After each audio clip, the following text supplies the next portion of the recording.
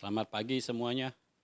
Hari ini saya percaya ketika kita datang kepada Tuhan, kita berkumpul bersama-sama, walaupun kita ada di berbagai tempat, tapi saya percaya roh Tuhan tidak terbatas dan Tuhan akan menjamah kita.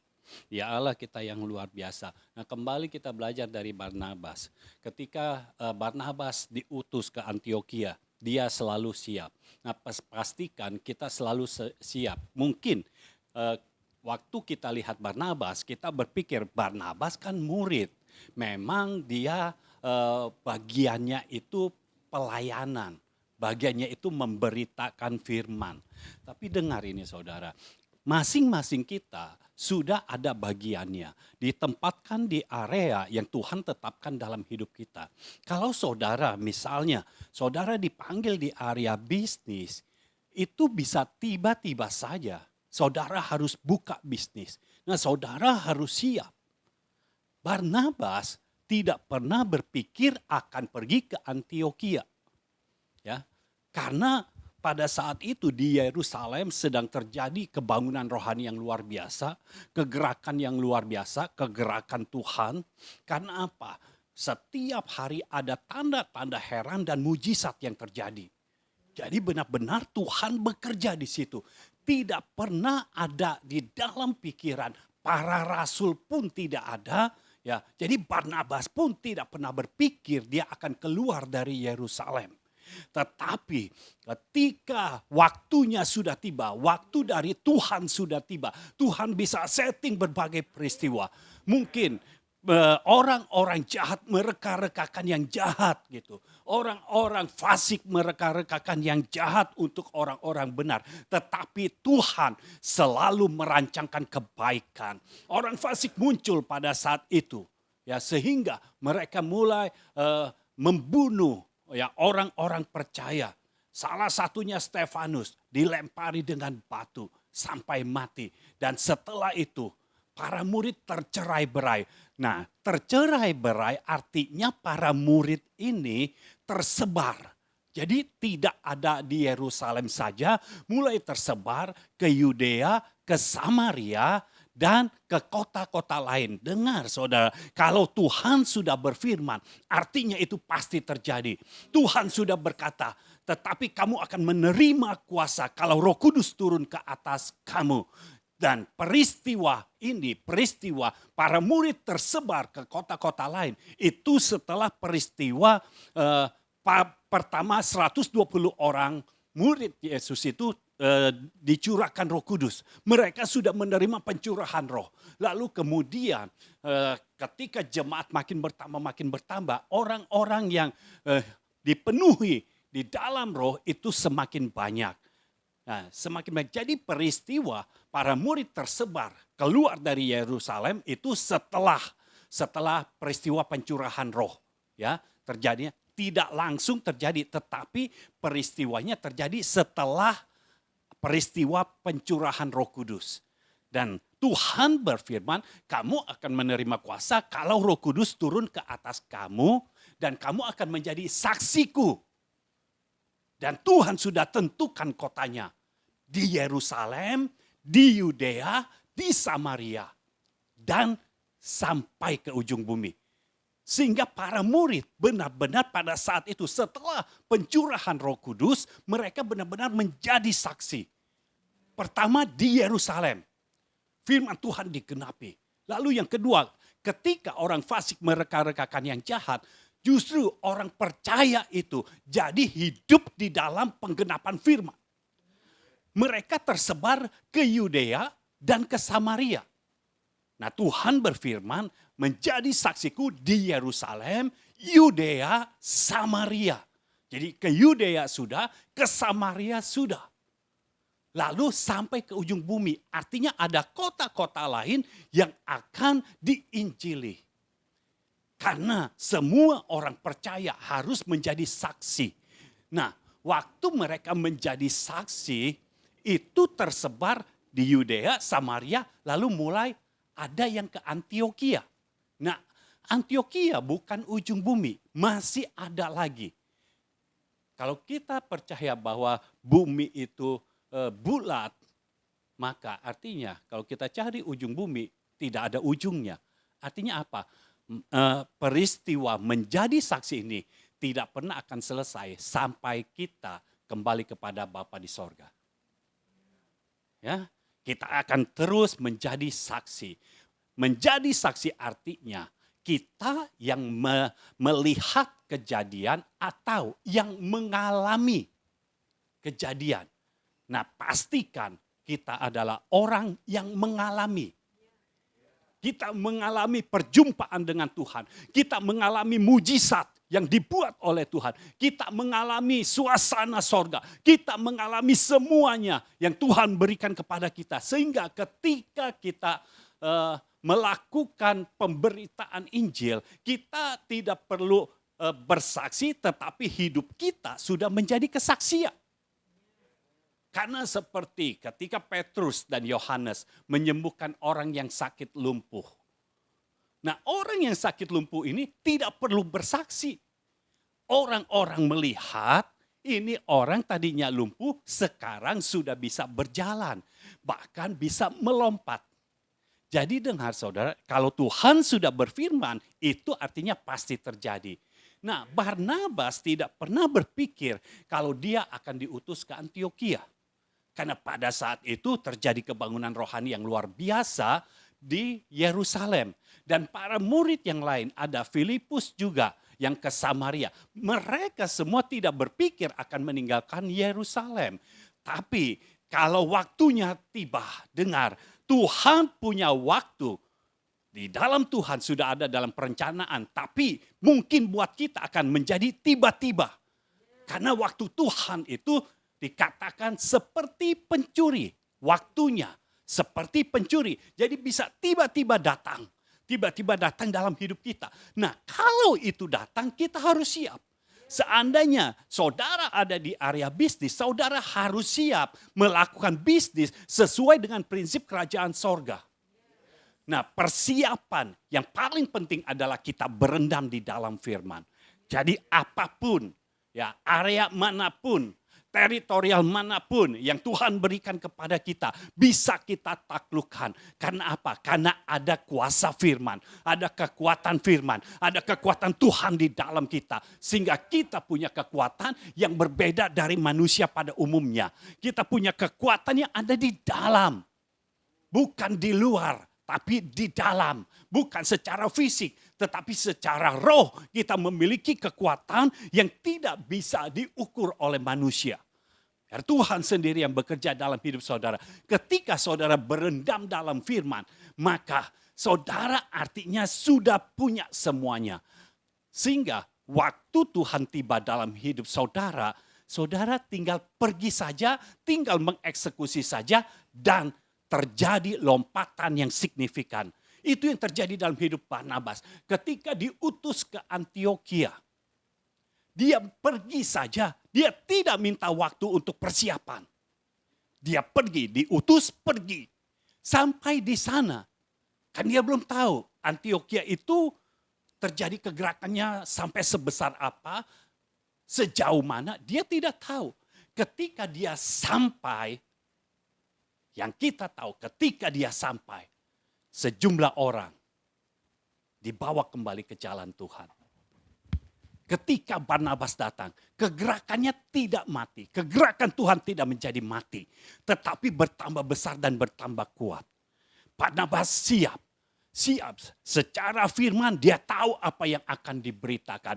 Dia tahu apa yang akan disampaikan. Secara kekuatan roh dia punya, karena apa? Dia juga berendam di dalam roh. Sehingga ketika dia mengajarkan segala sesuatu, maka Tuhan bekerja di sana. Ada tanda-tanda heran dan ajaib. Firman Tuhan katakan tangan Tuhan menyertai mereka. Dan itu sebabnya ketika di sana tanda-tanda heran dan ajaib itu, mujizat-mujizat terjadi setiap hari, mereka disebut Kristen. Pertama kalinya orang percaya disebut Kristen. Kenapa mereka disebut Kristen? Kristen artinya little Christ. Karena orang-orang melihat, para murid ini yang memberitakan Injil kerajaan, mereka sama seperti Kristus. Kristus membuat tanda, membuat mujizat. Demikianlah para murid ini melakukannya juga. Orang-orang percaya ini melakukannya juga. Itu sebabnya mereka disebut little Christ atau mereka disebut Kristen. Jadi ada perubahan yang luar biasa. Pastikan ketika Tuhan mengutus kita, kemanapun kita diutus, di sana terjadi kebangunan rohani yang lebih meningkat lagi. Di sana terjadi kegerakan Tuhan yang lebih meningkat lagi. Ada hal-hal yang luar biasa. Barnabas tidak perlu mempersiapkan segala sesuatunya lagi. Karena apa? Semua sudah ada di dalamnya. Bayangkan di situ Barnabas mengajar selama 1 tahun. Kalau saudara disuruh mengajar firman selama 1 tahun. Dan biasanya di sana kita melihat apa yang dilakukan oleh Paulus waktu di ruang kuliah Tiranus. Itu mengajarnya bukan seminggu sekali. Setiap hari. Selama setahun mengajar setiap hari. Itu perlu kekuatan roh dan perlu firman, benih firman yang berkualitas dan banyak. Tidak bisa benih firman di dalam hidup Barnabas cuma sedikit. Nanti mengajarnya dari situ ke situ lagi. Tidak maju-maju. Tetapi kalau benih firman sudah banyak. Kita tinggal menunggu Tuhan menuntun apa yang harus kita sampaikan.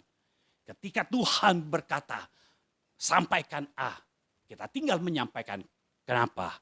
Karena semua benih ada di dalam kita. Jadi pastikan saja benih firman ada di dalam kita. Ya, pastikan kita punya kapasitas roh untuk kita bisa mengeksekusinya. Nah, bagi saudara-saudara yang usianya mungkin sudah di atas rata-rata, udah bukan anak muda lagi tetapi di atasnya. Jangan takut dan jangan merasa, oh ini mah bukan bagian saya. Tidak, semua orang percaya ada bagian di dalam Tuhan. Ini bukan hanya untuk anak-anak muda atau untuk orang-orang remaja. Tidak, tetapi untuk semua orang yang menjadi orang percaya akan mendapatkan bagiannya. Karena ingat, Kaleb ketika berumur 85 tahun masih bisa merebut Hebron. Dan dia katakan, sekarang umurku 85 tahun, tetapi kekuatanku sama seperti ketika aku umur 40 tahun. Artinya, saudara yang sudah berumur 85 tahun pun, engkau punya kekuatan seperti orang yang berusia 40 tahun. Kita tahu usia 40 tahun masih bisa berolahraga. Masih bisa main badminton. Ya, jadi saudara jangan pikir, udah tua. Ya saya kalau main juga paling main congklak. Enggak begitu. Kita punya kekuatan yang bukan kekuatan manusia. Tetapi kita punya kekuatan roh. Yaitu kekuatan Tuhan sendiri. Ada di dalam kita. Kalau kekuatan Tuhan ada di dalam kita. Artinya kita menjadi orang yang kuat. Kita masih bisa berbuat sesuatu untuk Tuhan. Jadi jangan pernah saudara berpikir kalau untuk melakukan apa-apa mah bagian orang lain. Tidak. Semua mendapat bagian. Ya, di dalam Tuhan, dalam kehidupan orang percaya, semua mendapat bagian. Mau usianya berapapun juga, Tuhan yang akan menempatkan kita. Haleluya. Itu sebabnya saya percaya ketika saudara tahu sifat dasar, nature ilahi yang ada dalam kehidupan Barnabas, maka saudara akan bisa seperti Barnabas, selalu siap sedia. Ya, kalau saudara karyawan, saudara apakah saudara siap? Kalau saudara sekarang staf biasa, tiba-tiba perusahaan mengangkat saudara menjadi manajer. Apakah saudara sudah siap? Jangan saudara berkata, aduh manajer posisinya sih saya mau. Gajinya saya mau. Tapi kerjaannya itu loh. Tanggung jawabnya itu loh. Bisa nggak saya? Gajinya manajer tapi tetap staff. Nggak bisa saudara. Jadi persiapkan dirimu. Bangun kapasitas yang diperlukan. Jangan mau seperti sekarang ini saja. Karena saya percaya, khususnya bulan April ini, di bulan kebangkitan Yesus, bulan Paskah, Tuhan mau membangkitkan kita. Dan ada level baru yang akan kita tuju. Tuhan akan mengangkat kita sampai ke situ. Saya percaya ini waktunya. Dan tidak bisa diganggu-gugat. Karena peraturan ini, undang-undang ini dibuat di sorga. Jadi dari bulan ini, persiapkan dirimu. Persiapkan kehidupanmu. Bangun manusia rohmu. Penuhi hati, pikiran, dan rohmu dengan firman kerajaan. Kalau engkau jarang mendengar firman Tuhan, ayo mulai dengar rekaman-rekaman yang ada. Dengar lagi, sampai engkau benar-benar bisa mengerti. Bukan hanya mendengar saja, tapi mengerti. Bukan mengerti menurut pikiranmu, tetapi mengerti menurut pikiran yang membawakannya. Sehingga engkau menikmati semua berkat yang ada di dalam firman yang disampaikan itu. Saya percaya inilah waktunya. Saya berharap di akhir dari penyampaian firman ini, saya bisa mendeklarasikan untuk saudara, khususnya saudara yang ikut live streaming. Saya bisa mendeklarasikan untuk saudara, untuk kebangkitan saudara, memasuki level yang baru. Dia Tuhan kita yang luar biasa. Haleluya. Mari kita buka sekarang Kisah Rasul pasal 11 ayat 23 sampai 24. Kisah Rasul 11 ayat 23 sampai 24. Setelah Barnabas datang dan melihat kasih karunia Allah, bersukacitalah ia. Ia menasihati mereka supaya mereka semua tetap setia kepada Tuhan. Karena Barnabas adalah orang baik, penuh dengan Roh Kudus dan iman. Sejumlah orang dibawa kepada Tuhan. Jadi saudara, perhatikan apa yang menjadi sifat dasar atau nature dari Barnabas. Yang pertama, dia setia. Ya, dia setia, itu sebabnya dia bisa menasihati orang-orang di sana tetap setia kepada Tuhan. Kenapa kita tahu bahwa Barnabas setia? Karena ketika dia menasihati orang lain untuk tetap setia, tidak ada yang komplain. Di situ ada murid-murid yang lain. Dan kita harus tahu, setelah ini kan dia pergi ke Tarsus membawa Saulus. Kalau Barnabas bukan orang yang setia, Saulus bisa komplain. Ya, kita tahu Saulus adalah orang yang berani. Jadi kalau ada salah, Saulus bisa langsung koreksi. Sekalipun Barnabas adalah orang yang membawa Saulus kepada para rasul. Ya, karena Petrus pun ditegur oleh Paulus yang rasulnya sendiri, apalagi ini yang anak rohaninya rasul. Jadi kalau Saulus ada di situ, Barnabas pasti akan ditegur. Ya. Barnabas kan menasihati mereka supaya tetap setia kepada Tuhan. Otomatis ketika dia menasihati tetap setia kepada Tuhan, di dalam ajarannya yang selama setahun itu, dia mengajarkan untuk tetap setia kepada Tuhan juga. Tetapi kita tidak melihat Saulus menegur Barnabas. Tidak. Artinya Barnabas orangnya setia. Dia setia. Itu sebabnya dia bisa menasihati orang untuk setia. Nah, saya berharap saudara bukannya bisa menasihati orang lain untuk tetap setia kepada Tuhan, tetapi saudaranya tidak setia. Karena banyak sekali orang berkata, ya kamu setia aja kepada Tuhan, ya kalau saya mah lain lagi lah. Nggak bisa begitu saudara. Kita harus menasihati orang apa yang kita sudah lakukan. Jangan biasakan hidupmu, jangan biasakan dirimu menasihati orang, tetapi engkau sendiri belum melakukannya.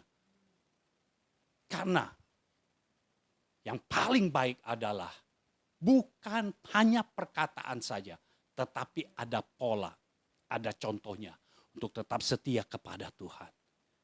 Ya, jadi saya beritahu terlebih dahulu sifat dasar Barnabas nanti baru kita lihat satu-satu. Yang kedua, Barnabas adalah orang baik. Ya, kalau Alkitab mencatat Barnabas adalah orang baik, artinya orang-orang lain melihat Barnabas adalah orang baik. Artinya nama Barnabas itu baik. Dia menjaga nama baik. Dia orangnya baik. Lalu kemudian dia penuh dengan Roh Kudus. Barnabas penuh dengan Roh Kudus. Alkitab mencatat itu. Lalu dia penuh dengan iman. Jadi sifat dasar yang ada pada Barnabas ini yang membuat ada hasil sejumlah orang dibawa kepada Tuhan. Nah, kalau saudara mau di areamu, di teritorialmu, ya, di areamu, baik engkau bekerja, baik engkau berbisnis, baik engkau berkecimpung di dunia pendidikan atau di dunia apapun, di area apapun. Kalau engkau mau berhasil, Barnabas ada di dunia pelayanan saat itu, dia berhasil. Nah, dia berhasil karena dia punya nature, dia itu setia, dia menjaga nama baik, penuh dengan Roh Kudus dan penuh dengan iman. Nah, kalau kita punya kriteria ini, maka kita bisa berhasil sama seperti Barnabas berhasil. Tidak mudah saudara membawa orang kepada Tuhan kalau kitanya tidak baik. Karena waktu itu Injil kerajaan belum tersebar sampai keluar Yerusalem.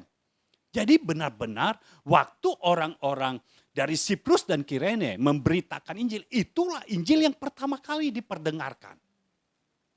Dan Barnabas harus membangun dari yang Injil yang baru pertama kali diberitakan itu. Artinya orang-orang ini di dalamnya benih firman-Nya belum banyak. Jadi saya berharap saudara bisa mengerti akan hal ini. Barnabas di dalam areanya Tuhan pakai. Nah, perhatikan saja saudara, Yusuf. Yusuf itu kan dalam sehari itu. Dalam sehari itu langsung jadi penguasa. Kan nggak mungkin waktu Yusuf menjadi penguasa, saya belajar manajemen dulu. Tidak mungkin saudara. Nah, dari mana dia bisa melakukan ini? Ini perencanaannya. Oh, saya mau belajar dulu manajemen sehingga saya bisa memanage semuanya. Supaya dalam 7 tahun kelimpahan itu tidak sia-sia. Dan memasuki 7 tahun kelaparan kita bisa tetap eksis. Kalau Yusuf ya belajar dulu. 7 tahun kelimpahan sudah lewat saudara. Waktu memasuki 7 tahun kelaparan, sudah tidak bisa lagi, terlambat. Artinya apa? Kalau saudara bisa siap hari ini, siap sedialah hari ini. Karena firman Tuhan katakan kita harus siap sedia, baik atau tidak baik waktunya. Karena dalam sekejap mata Tuhan bisa mengubah hidup kita.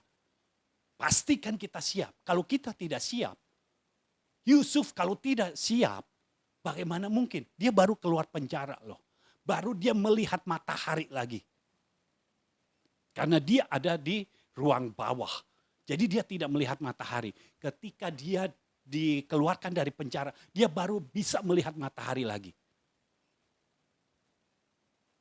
Dia waktu dipanggil oleh Fir'aun, dia enggak alasan. Tunggu dulu Fir'aun, saya baru keluar dari penjara nih, silo kena matahari, pusing saya, baru kena matahari. Enggak begitu. Apa yang membuat Yusuf bisa langsung menyesuaikan diri, bisa langsung beradaptasi dari tempat yang gelap ke tempat yang terang? Roh Kudus. Roh Kudus yang ada di dalam diri Yusuf. Karena Roh Kudus yang menerangi semuanya. Sehingga ketika dia berpindah dari tempat gelap ke tempat terang, dia tidak pusing. Dari mana tahunya? Roh Kudus yang ada di dalam Yusuf, karena Fir'aun berkata seperti itu. Yusuf punya roh Allah. Yang penuh dengan roh Allah. Artinya itu kekuatan Yusuf. Dan dia tidak pernah melupakan firman. Dia tidak pernah melupakan bapaknya. Dia tidak pernah melupakan saudara-saudaranya. Itu sebabnya ketika dia menjadi penguasa, di hari pertama dia menjadi penguasa, langsung terjadi gebrakan yang luar biasa. Bangun gudang-gudang di setiap kota, di setiap desa, bangun gudang. Bukan gudang yang kecil, gudang yang besar. Padahal baru masuk saja awal dari 7 tahun masa kelimpahan. Artinya kelimpahannya belum seberapa. Tapi Yusuf sudah perintahkan. Dan ini yang dilakukan oleh Yusuf. Dia tidak pernah belajar manajemen. Dia tidak pernah belajar bagaimana cara controlling. Tetapi dia sudah melakukan controlling.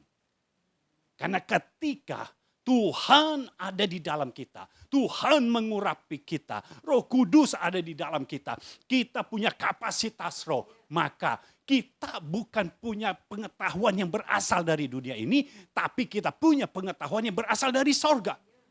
Artinya tiba-tiba saja Yusuf punya dorongan untuk mengontrol semuanya. Untuk mengawasi semuanya. Sehingga semua gudang yang harus dibangun benar-benar dibangun. Karena kalau Yusufnya ada di singgasananya terus. Ketika dia memerintahkan untuk membuat gudang. Belum tentu dibangun semuanya. Dan belum tentu apa yang dikatakan Yusuf diterima dengan baik oleh orang-orang di sana. Ya, bisa saja waktu Yusuf katakan buat gudang sebanyak-banyaknya. Nah, orang berpikir, oh ya udah. Ini 10 kayaknya udah banyak. Dan mereka stop.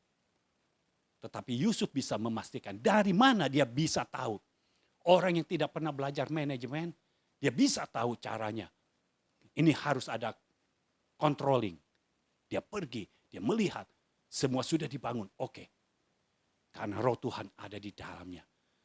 Dan firman Tuhan mengatakan, kalau roh Tuhan ada di dalam kita, roh kudus ada di dalam kita, maka roh itu akan menuntun kita kepada seluruh kebenaran.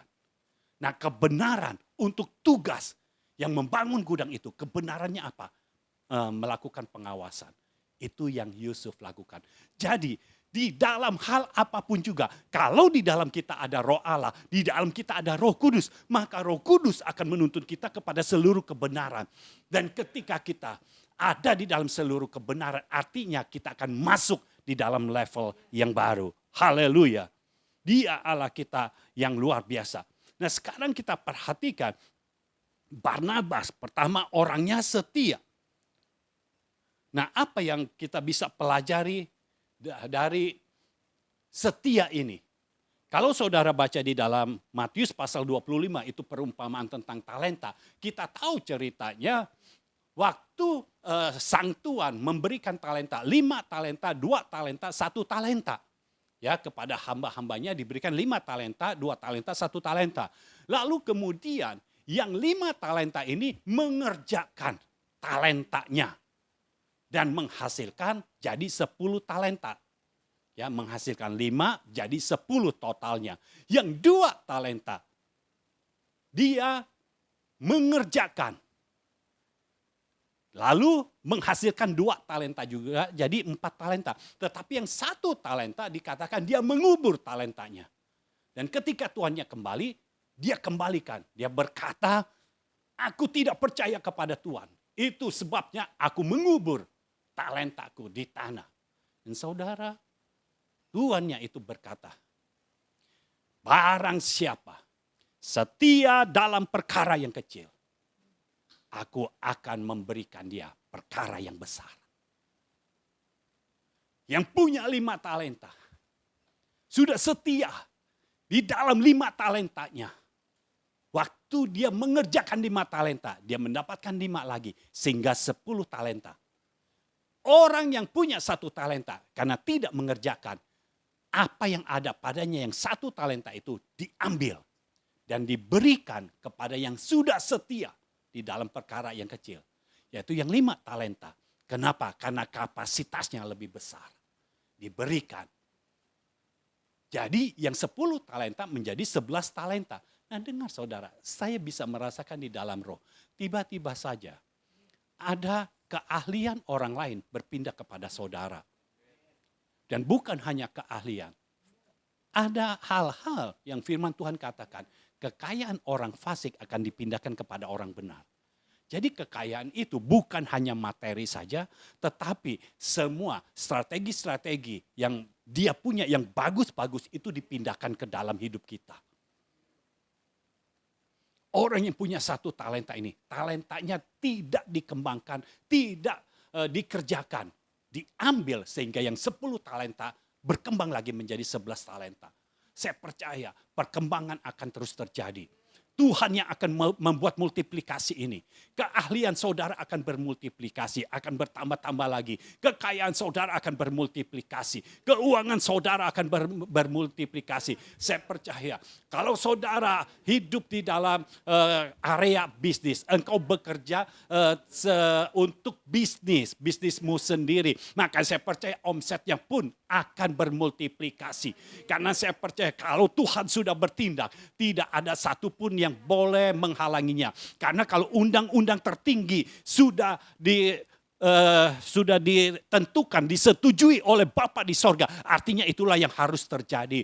Dan orang-orang di dunia ini tidak bisa menahannya. Seluruh alam semesta tidak bisa menahannya. Makhluk ciptaan tidak bisa menahan kalau pencipta sudah bertitah. Kalau pencipta sudah mengatakan bahwa orang-orang percaya, orang-orang benar akan menerima multiplikasi, mujizat multiplikasi pada saat ini di dalam nama Yesus. Orang-orang benar, orang-orang percaya, terimalah mujizat multiplikasi di dalam nama Yesus. Terjadilah dalam hidupmu. Ada multiplikasi di dalam keahlian, ada multiplikasi di dalam ide-ide bisnis, ada multiplikasi di dalam kekuatanmu, ada multiplikasi di dalam keuanganmu, ada multiplikasi di dalam kesehatanmu. Dalam nama Yesus, dalam setiap area engkau bermultiplikasi dan engkau mulai masuk di dalam level yang baru. Dalam nama Yesus terimalah itu dan terjadilah di dalam hidupmu. Saya percaya ini waktunya. Orang-orang yang setia dalam perkara yang kecil, engkau akan menikmati bahwa Tuhan tidak pernah berhutang kepadamu. Tuhan akan melunasinya, Tuhan akan membalasnya. Ini waktunya, inilah waktunya pemberian upah. Saya percaya inilah waktunya pemberian upah. Di mana saudara-saudara yang sudah setia kepada Tuhan. Engkau setia dalam hal-hal yang kecil. Ini waktunya Tuhan memberikan upah. Sehingga engkau akan mulai masuk dalam level yang baru. Ada level yang baru engkau masuki. Sehingga engkau mulai ada perubahan di dalam hidupmu. Bukan hanya engkau saja yang mengalami perubahan. Keluargamu akan mengalami perubahan. Lingkunganmu mengalami perubahan. Kota dan bangsa akan mengalami perubahan karena sudah didapati engkau hamba Tuhan yang setia, engkau orang percaya yang setia kepada Tuhan. Itu sebabnya kesetiaanmu diperhitungkan Tuhan dan Tuhan membalasnya untuk sekarang ini. Karena kairos Tuhan sudah datang dalam hidupmu. Terimalah segala sesuatu berkat yang Tuhan sudah sediakan untuk engkau. Di dalam nama Yesus terimalah, terjadilah di dalam hidupmu. Haleluya. Inilah waktunya. Nah, saya berharap saudara bisa belajar dari Petrus. Ya. Belajar bukan dari apa yang dilakukannya, tapi belajar dari kesalahannya. Ya. Matius 26 ayat 31 sampai 35.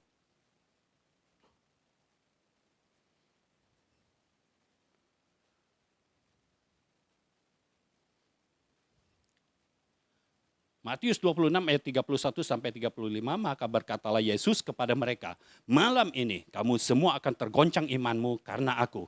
Sebab ada tertulis, aku akan membunuh gembala dan kawanan domba itu akan tercerai-berai. Akan tetapi sesudah aku bangkit, aku akan mendahului kamu ke Galilea. Petrus menjawabnya, biarpun mereka semua tergoncang imannya karena engkau, aku sekali-kali tidak. Yesus berkata kepadanya, aku berkata kepadamu sesungguhnya malam ini sebelum ayam berkokok, engkau telah menyangkal aku 3 kali. Kata Petrus kepadanya, sekalipun aku harus mati bersama-sama engkau, aku takkan menyangkal engkau. Semua murid yang lain pun berkata demikian juga. Nah, saudara perhatikan, Petrus berkata, biarpun mereka semua tergoncang imannya karena engkau, aku sekali-kali tidak. Ini janji Petrus. Kalau semua tergoncang imannya, aku tidak. Aku akan setia.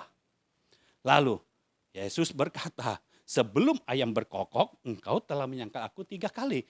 Yesus menjawab, sekalipun aku harus mati bersama-sama engkau, aku takkan menyangkal engkau. Ini janji Petrus yang luar biasa. Tetapi kita tahu ketika Petrus belum sampai mati, baru di halaman dari imam besar. Di halaman ada orang-orang yang ada di situ, ada prajurit, ada anak-anak juga. Ketika ditanya, engkau pengikut Yesus? Bukan. Dia menyangkal. Kenapa? Karena dia tidak melihat apa yang Yesus katakan. Dengar saudara, kalau Yesus sudah katakan, perhatikan baik-baik.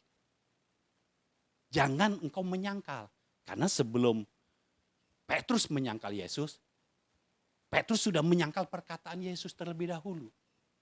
Waktu Yesus katakan, sesungguhnya malam ini sebelum ayam berkokok, engkau telah menyangkal aku 3 kali. Disangkal oleh Petrus. Tidak, sekalipun aku harus mati bersama-sama dengan engkau, aku tidak akan menyangkal engkau. Kenapa seperti itu? Karena di dalam Petrus ada keinginan bahwa Yesus akan menjadi seorang raja. Jadi ketika kalau Yesus menjadi raja, ya Yesus tiba-tiba berubah karena Petrus sudah melihat mujizat-mujizat yang dibuat oleh Yesus. Ketika Yesus membuktikan bahwa dia raja, nah waktu menyerang ya pasukan Romawi, Petrus akan berani bersama-sama Yesus. Dan tidak akan menyangkal. Jadi sekalipun harus mati, seperti itu, seperti yang diinginkannya, dia akan siap. Tetapi kita harus tahu, hidup kita tidak ditentukan oleh kita sendiri. Hidup kita ditentukan oleh Tuhan.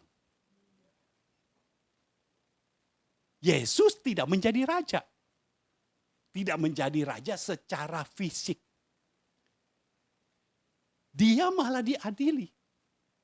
Dan di situ di tengah-tengah rasa down yang luar biasa dari Petrus. Karena Yesus yang tadinya diharapkan menjadi raja, tapi kok sekarang diadili. Sehingga waktu prajurit ada di sekitar situ, tanya, kok kamu seperti orang Galilea ya? Kamu pengikut Yesus ya? Dia bilang tidak. Kenapa? Nanti dia diadili juga. Kalau sampai perang, ayo. Ya, makanya waktu Yesus masih ada bersama-sama dengan dia di Taman Getsemani, dia berani keluarkan pedang. Dia putuskan telinga hamba imam besar yang namanya Malkus. Dia berani melakukan itu karena ada Yesus. Tetapi waktu Yesus ada di dalam, tidak ada bersama-sama dia di halaman. Oh, dia merasa yang menjadi raja mana? Sekarang tidak ada. Itu sebabnya dia menyangkal. Saudara, jangan berjanji kalau saudara tidak bisa menepati. Tapi jangan juga saudara berkata, oh kalau begitu saya tidak usah berjanji. Yang penting kalau saya bisa, saya lakukan. Enggak begitu juga. Karena janji itu penting. Kalau saudara berjanji, berarti semua orang lain bisa mempersiapkan. Dan saudara juga bisa mempersiapkan diri. Saatnya saudara janji ketemu orang jam 9. Kan saudara bisa mempersiapkan diri. Bangun jam berapa, saudara hitung. Untuk sampai kepada orang yang ditemui itu, sampai jam 9 itu. Jadi jam berapa? Ada perencanaan. Tapi kalau saudara tidak janji, ya udah pokoknya nanti kalau jam 9 saya bisa datang, saya datang. Enggak janji nih. Begitu saudara ke sana, seandainya saudaranya bisa jam 9 sampai ke sana, orangnya belum tentu bisa. Jadi bukannya masalahnya di janji, masalahnya di penggenapan janjinya. Tuhan kita setia. Kalau sudah berjanji akan digenapi. Pasti digenapi. Nah seharusnya kita seperti itu. Kalau sudah berjanji, kita akan genapi. Jadi jangan berpikir yang ekstrim ya. Langsung, ya udah saya tidak mau berjanji lagi. Tidak bisa saudara. Janji diperlukan untuk mengangkat saudara.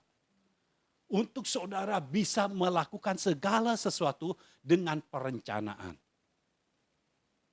Kalau saudara mau ketemu orang jam 9 dan tidak berjanji, saudara lagi mau tidur, bangunnya jam 10, saudara akan lakukan. Hidup tanpa keteraturan akan membuat peraturan dunia ini yang menguasai kita.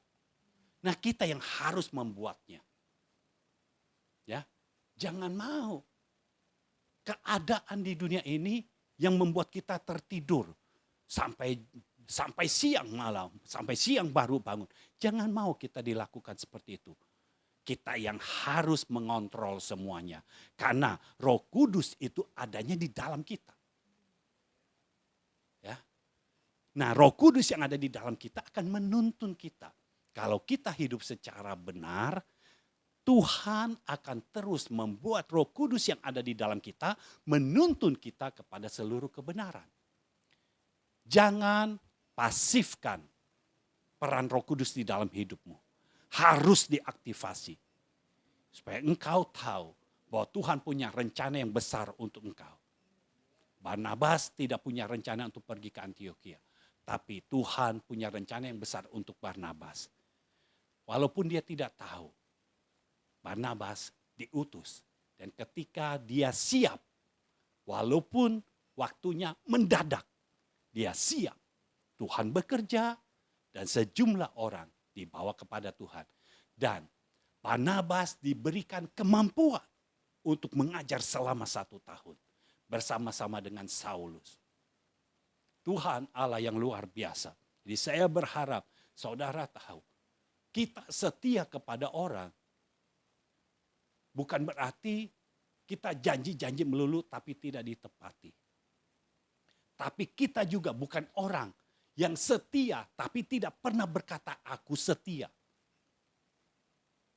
Karena takut tidak bisa menggenapi. Kita harus berani bicara. Lalu kita harus berani bertindak sesuai dengan yang kita katakan. Amin. Haleluya.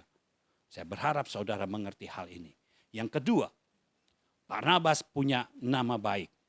Ya, dia dikenal sebagai orang yang baik. Nah, di dalam Amsal 22 ayat 1 dan 2. Kita buka Amsal 22.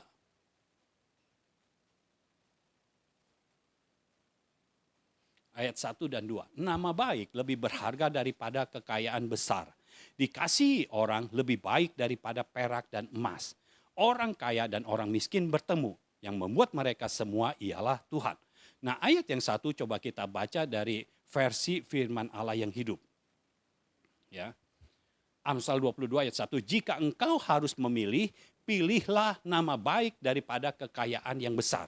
Karena dikasihi dan dihormati orang lebih baik daripada perak dan emas. Jadi saudara, nama baik ini penting. Lebih berharga daripada perak dan emas. Itu lebih baik. Karena kalau kita memiliki nama baik, artinya orang akan mengasihi kita dan akan menghormati kita. Nah, kenapa nama baik itu lebih berharga daripada perak dan emas? Perhatikan saudara, waktu Esther dikasihi, artinya dia punya nama baik. Dia dikasihi oleh Ahasiweros. Dia mungkin tidak punya perak dan emas. Tetapi ketika dikasihi oleh Ahasiweros, dia datang kepada Ahasiweros dan tongkat emas diulurkan kepadanya. Apa yang terjadi?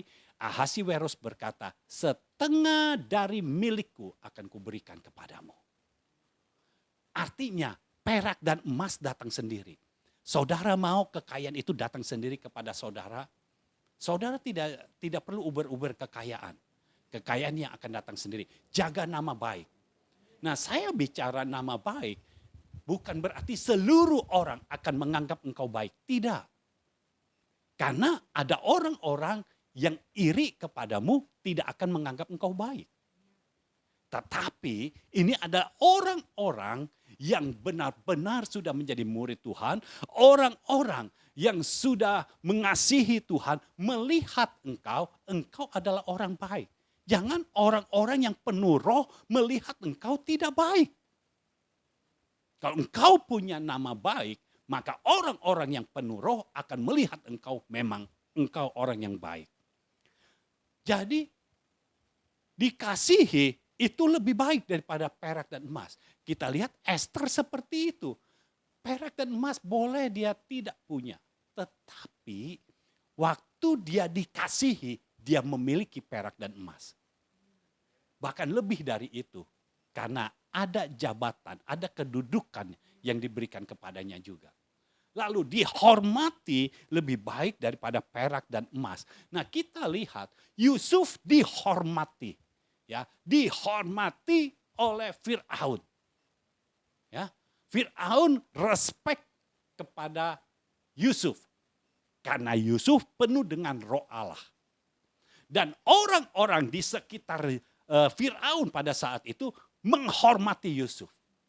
Ketika Yusuf dihormati, dia tidak perlu mencari singgasananya. Dia tidak perlu mencari tahtanya. Singgasananya, tahtanya sudah ada, sudah tersedia. Dia tidak perlu bekerja mencari perak dan emas. Perak dan emas datang sendiri kepadanya. Kekayaan yang ada di Mesir di bawah kendali dia. Kalau dikatakan Yusuf tidak punya, iya tidak punya. Tapi kalau dikatakan Yusuf punya, iya dia punya semuanya. Karena semua ada dalam kendalinya. Yusuf tidak perlu bekerja untuk mendapatkan rumah. Rumah sudah tersedia. Jadi kalau kita menjadi orang yang dihormati, maka Tuhan sendiri yang akan bekerja. Kalau kita memiliki nama baik, kita akan menjadi orang yang dikasihi dan dihormati. Nah, itu lebih baik daripada perak dan emas. Karena apa? Tuhan sendiri yang akan mengangkat kita. Sehingga perak dan emas itu yang datang sendiri ke dalam hidupmu. Tidak perlu engkau kejar-kejar, itu datang sendiri. Percayalah, kalau firman Tuhan sudah menulis seperti ini, artinya itu pasti terjadi. Lalu perhatikan ayat yang kedua. Orang kaya dan orang miskin bertemu. Ya, yang membuat mereka semua ialah Tuhan. Jadi orang miskin itu orangnya dibuat oleh Tuhan. Orang kaya orangnya dibuat oleh Tuhan. Nah, saudara jangan berpikir, oh orang miskin itu diciptakan oleh Tuhan. Bukan, Tuhan menciptakan orangnya. Karena kemiskinan itu berasal dari orangnya. Atau dari tipu daya dunia ini. Dan orangnya mau ditipu. Jadi dia miskin. Ya. Jadi kita harus tahu bahwa maksud dari ayat ini yang menciptakan, yang membuat mereka semua ialah Tuhan. Maksudnya orangnya, bukan soal kemiskinan dan kekayaannya. Jadi orangnya diciptakan. Maksudnya apa? Mau orang kaya, mau orang miskin, mau pejabat apapun juga, pengusaha apapun juga. Itu ciptaan Tuhan. Artinya semua ada dalam kendali Tuhan. Barang siapa yang percaya kepada Tuhan, maka dia yang akan menerima berkat-berkat dari Tuhan. Yang akan mendapat perkenanan dari Tuhan. Maka dia akan menerima semua berkat yang Tuhan akan berikan kepadanya. Lalu perhatikan, dikatakan begini, orang kaya dan orang miskin bertemu. Yang membuat mereka semua ialah Tuhan. Jadi yang kedua, selain orangnya, tetapi pertemuan antara orang kaya dan orang miskin itu dibuat oleh Tuhan. Nah, saya percaya Tuhan akan mempertemukan kita dengan orang-orang yang tepat. Kalau kita berjumpa dengan orang kaya, ini orang kaya yang tulus, bukan orang kaya yang licik. Kalau kita berjumpa dengan orang miskin, ini orang miskin tapi yang punya tulus hati, yang mau bekerja, yang mau menerima semua yang kita arahkan. Jadi pertemuan ini biar diinisiasi oleh Tuhan sendiri. Orang kaya dan orang miskin bertemu. Tuhan yang membuatnya. Siapkah saudara bertemu dengan orang-orang yang tidak saudara duga? Siapkah saudara? Kalau saudara harus dipertemukan tiba-tiba dengan seorang menteri. Siapkah saudara? Jangan saudara ketika berjumpa dengan seorang menteri, saudara kabur. Padahal itu waktu Tuhan yang diberikan kepada saudara. Siapkah saudara?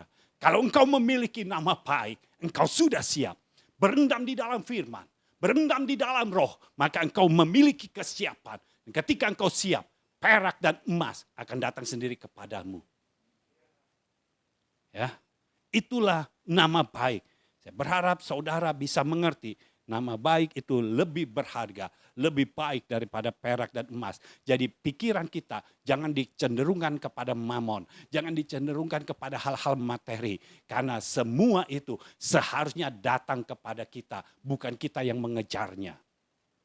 Lalu, yang ketiga, Barnabas penuh roh. Nah, kita tahu, kalau kita penuh roh, maka kita akan hidup dituntun oleh roh.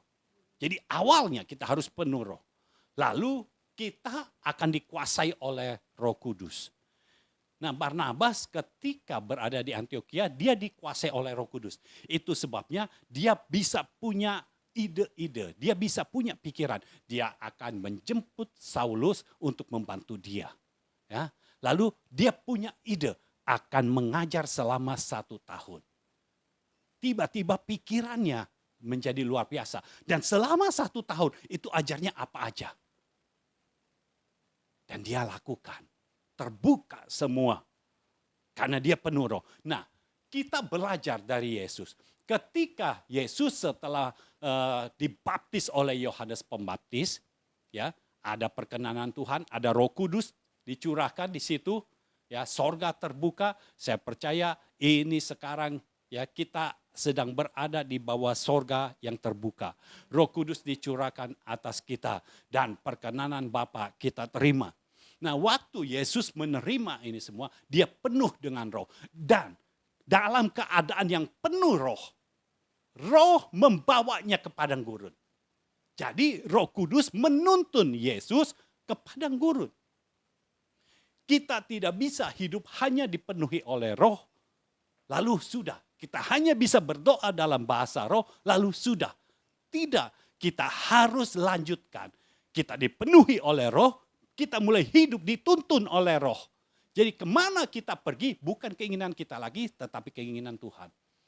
Ya, Roh Kudus yang menuntun kita. Lalu, ketika Yesus selesai di padang gurun, karena iblis dikalahkan di situ. Waktu Yesus kembali lagi, keluar dari padang gurun. Yesus kembali lagi, masuk ke kota. Dikatakan Yesus dikuasai oleh roh. Jadi biar hidup kita dipenuhi oleh roh, dituntun oleh roh dan dikuasai oleh roh. Maka kita bisa menaklukkan semua yang ada. Yesus dalam keadaan penuh roh menaklukkan iblis dan tanpa susah payah. Dan Yesus kembali ke kota, dia dikuasai oleh roh. Dan firman Tuhan katakan, tersiarlah kabar tentang Yesus. Yesus tidak pernah mengatakan, Yesus tidak memakai publikasi untuk mempublikasikannya, untuk mempromosi dirinya. Tidak, tetapi Roh Kudus membuat namanya tersiar. Itu sebabnya saya percaya orang-orang yang penuh roh, orang-orang yang penuh roh Tuhan, yang penuh Roh Kudus, maka orang-orang yang seperti ini akan disediakan resourcesnya oleh Tuhan sendiri. Dia tidak akan berjalan untuk mengerjakan semuanya. Dia akan mengerjakan bagian yang Tuhan ingin dia kerjakan. Tetapi selebihnya Tuhan yang bekerja. Kalau engkau perlu promosi, Tuhan yang akan promosikan. Kalau engkau perlu orang, Tuhan yang akan mengirim orangnya. Jadi saudara kalau melakukan segala sesuatu, ikuti tuntunan Tuhan, ikuti agenda Tuhan, ikuti isi hati Tuhan. Lakukan saja bagianmu, selebihnya Tuhan sendiri yang akan melakukannya untuk engkau. Dan saya percaya ketika engkau melakukannya, engkau dikuasai oleh roh dan engkau melakukannya semua untuk Tuhan. Maka Tuhan akan menyediakan semua yang engkau perlukan untuk engkau bisa menyelesaikan agenda Tuhan di muka bumi ini. Lalu perhatikan, yang keempat, Barnabas penuh iman. Dalam Roma 1 ayat 16 dan 17. Saya bacakan Roma. Haleluya. Roma 1 ayat 16 dan 17. Sebab aku mempunyai keyakinan yang kokoh dalam Injil. Karena Injil adalah kekuatan Allah yang menyelamatkan setiap orang yang percaya. Pertama-tama orang Yahudi tetapi juga orang Yunani. Sebab di dalamnya nyata kebenaran Allah yang bertolak dari iman dan memimpin kepada iman. Seperti ada tertulis, orang benar akan hidup oleh iman. Jadi kalau kita penuh iman, maka kita akan percaya. Kita bukan hanya percaya, tetapi kita yakin. Punya keyakinan yang kuat. Kita punya strong conviction bahwa Injil itu bukan hanya sekedar penyampaian berita. Tapi Injil adalah kekuatan Allah, kekuatan Tuhan. Bukan kekuatan dari Allah, tetapi kekuatan Allah sendiri. Kalau di dalam kita ada firman, di dalam kita ada Injil kerajaan, ada firman kerajaan, maka kekuatan Allah sendiri, bukan kekuatan dari Allah, tetapi kekuatannya Allah ada di dalam kita. Sehingga ketika kita dalam keadaan letih lesu, kita tidak bisa merasakannya lagi. Karena Tuhan memberikan kita kekuatan ekstra, kekuatannya sendiri ada di dalam kita. Dan kita melakukan segala sesuatu tanpa kita merasakan letih lesu. Tetapi Tuhan memberikan kita kekuatan. Kita senantiasa segar. Karena Tuhan yang bekerja di dalam kita. Haleluya. Kita mempunyai keyakinan yang kokoh kuat dalam Injil. Karena Injil adalah kekuatan Allah. Dan iman timbul dari pendengaran akan firman Kristus, akan Injil kerajaan. Ketika kita mendengar Injil kerajaan, maka iman kita dibangkitkan. Waktu iman kita dibangkitkan, kita punya keyakinan yang kuat. Ada strong conviction bahwa semua firman yang tertulis akan terjadi. Semua firman yang tertulis pasti terjadi. Dan firman yang datang kepada kita itu pasti terjadi. Semua janji, semua nubuatan yang datang kepada kita itu pasti terjadi. Iman membuat kita hidup untuk masa depan kita. Iman membuat apa yang tidak ada menjadi ada. Iman membuat apa yang sedikit menjadi banyak. Karena Tuhan bertindak melalui iman yang ada di dalam kita. Orang benar akan hidup oleh iman. Dan oleh iman itu kita akan punya keyakinan yang kuat. Strong conviction akan Injil kerajaan. Bahwa Injil kerajaan seluruhnya pasti digenapi. Kalau Tuhan sudah berfirman artinya pasti digenapi. Kalau Tuhan sudah menulis apa yang ada di Alkitab ini melalui orang-orang kudusnya. Maka semua yang ditulis di Alkitab ini bisa terjadi pada saat ini. Semua yang pernah terjadi, mujizat yang pernah terjadi di dalam Alkitab akan terjadi juga dalam hidup kita. Karena Tuhan yang berdaulat dari dulu sampai selama-lamanya itu tetap sama. Tetap Tuhan yang berdaulat. Kalau dulu Tuhan melakukannya, sekarang ini Tuhan akan melakukannya lagi. Bahkan dengan yang lebih luar biasa lagi. Karena Tuhan sedang membangkitkan orang-orang percayanya. Tuhan sedang membangkitkan orang-orang benarnya. Dengar saudara, engkau jangan pusing dengan keadaan sekitar. Kalau saudara lihat apa kriteria yang ada di dalam hidup Barnabas. Di dalam Kisah Rasul pasal 6. Itu adalah kriteria yang dipakai oleh para jemaat untuk menentukan 7 orang yang melayani menggantikan para rasul. Karena Petrus berkata, seharusnya kami tidak melayani meja. Karena ada pembagian sembako untuk para janda. Tetapi jadi kacau. Kenapa? Para rasul biasanya berurusannya sama firman. Ini berurusan dengan para ibu-ibu. Ya, jadi kacau. Ada yang tidak kebagian. Jadi terjadi demo kecil-kecilan. Ya, sungut-sungut. Akhirnya pilih 7 orang. Dan 7 orang itu kriterianya ini seperti Barnabas. Saudara baca sendiri Kisah Rasul pasal 6. Dan saudara baca di situ nama Barnabas tidak ada.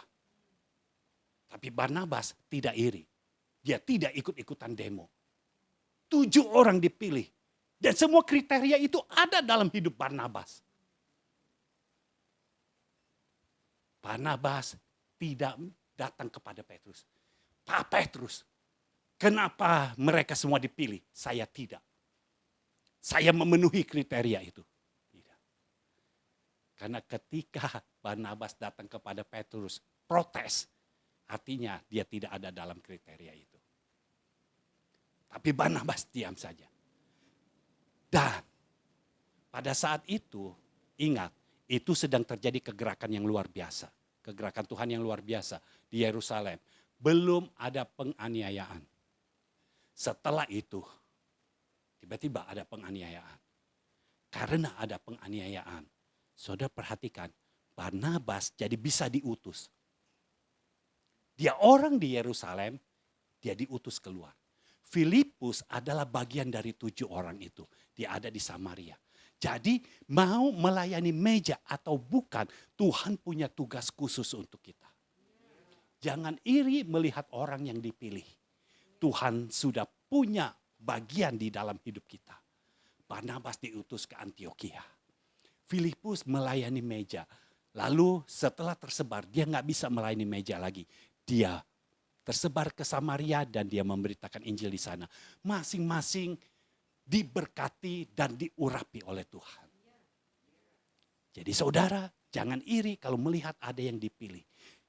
Kalau ada orang yang kayak, kok dia kaya? Saya belum, jangan tanya seperti itu.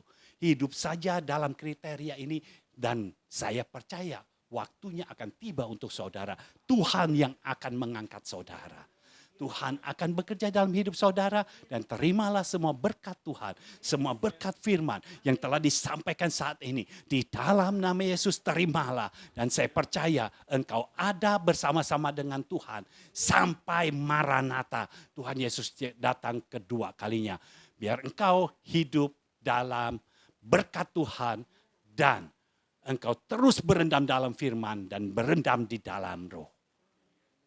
Dalam nama Yesus. Amin.